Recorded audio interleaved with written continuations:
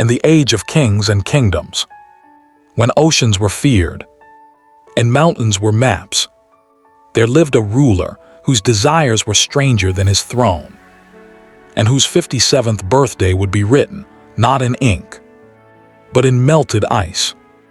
They called him King Alastair of Nottinghamshire, a monarch with a crown heavy not from gold, but from imagination. Every birthday, he demanded something peculiar. When he turned 53, he ordered a library made only of mirrors, so that every scroll reflected eternity. At 54, he demanded a flute carved from the bones of the tallest stag. At 55, he requested a clock that ticked backwards, so time would feel like a servant. And at 56, he demanded the rarest spices from across the seas, only to burn them at sunset and declare, "Even aromas deserve freedom." But when the kingdom awaited his 57th year, they feared what madness would bloom next. On the eve of celebration, the king rose from his marble throne and declared, "This year I wish for the coldest jewel of the earth. Bring me a block of ice from the edge of Antarctica." The nobles gasped. The scholars argued.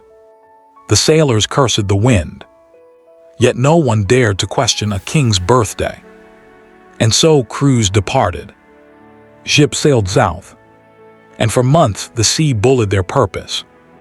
When they returned, the kingdom witnessed a sight stranger than glory. Men hauling a mountain of ice, glistening under the sun like a diamond stolen from winter. The king summoned an artist named Eldon, a sculptor known for shaping marble into breath and wood into sorrow.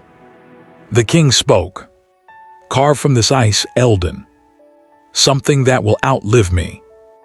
Eldon bowed. His hands trembled not from fear, but from the weight of creation. For hours he studied the ice. He sketched. He imagined. Perhaps a lion, perhaps an angel, perhaps a throne frozen in time. But creativity betrays even the gifted. His chisel hesitated. His hammer waited. His vision shattered like the frost before him. The king, restless, left the hall to walk his gardens and question the stars. Eldon remained alone with the ice, and with every passing hour, the block wept. Tiny rivers slid down its edges and pooled upon the stone floor. Eldon panicked, thinking, "I must create something, anything." So he attempted a shape. First a vase, then a wing, then a crown. But the ice refused to become anything but water.